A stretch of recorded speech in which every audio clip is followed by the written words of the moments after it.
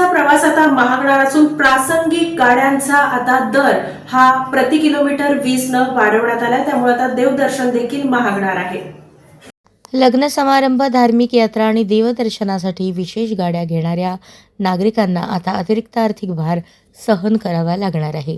महाराष्ट्र राज्य मार्ग परिवहन महामंडळाने प्रासंगिक कराराच्या बस भाड्यात वाढ केली असून विशेष गाड्यांच्या प्रवासाचे दर वाढवण्यात आले आहेत।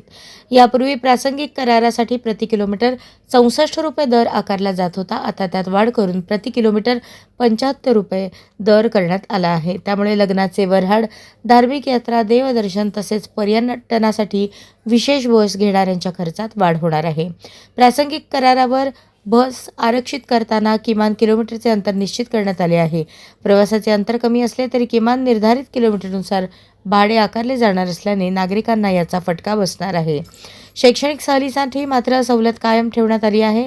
विद्यार्थ्यांच्या शैक्षणिक सहलीत दरात एसटी बस उपलब्ध करून देण्याची व्यवस्था सुरू करण्यात असल्याचे स्पष्ट करण्यात आले आहे। त्यामुळे शैक्षणिक सहलींसाठी मात्र सवलत कायम ठेवण्यात आली आहे। विद्यार्थ्यांच्या शैक्षणिक सहलींना सवलतीच्या दरात एसटी बस उपलब्ध करून देण्याची व्यवस्था सुरू राहणार असल्याचे स्पष्ट करण्यात आले आहे। त्यामुळे शैक्षणिक सहलींना या भाडेवाढीचा मोठा परिणाम होणार नाही।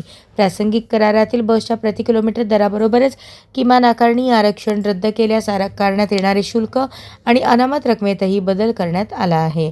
सध्या लग्नसराई, धार्मिक कार्यक्रम, यात्रा आणि देवदर्शनासाठी एसटीच्या विशेष बस गाड्यांना मागणी असते। मात्र भाडेवाढीमुळे लग्नाचे वऱ्हाड, धार्मिक यात्रा, पर्यटन करणाऱ्या नागरिकांच्या बजेटवर अतिरिक्त ताण पडणार आहे। एसटी प्रशासनाच्या निर्णयामुळे विशेष बस सेवेचा खर्च वाढणार असून प्रवाशांनी नवीन दरांची माहिती घेऊनच बस आरक्षणाचे नियोजन करावे असे आवाहन करण्यात आले आहे।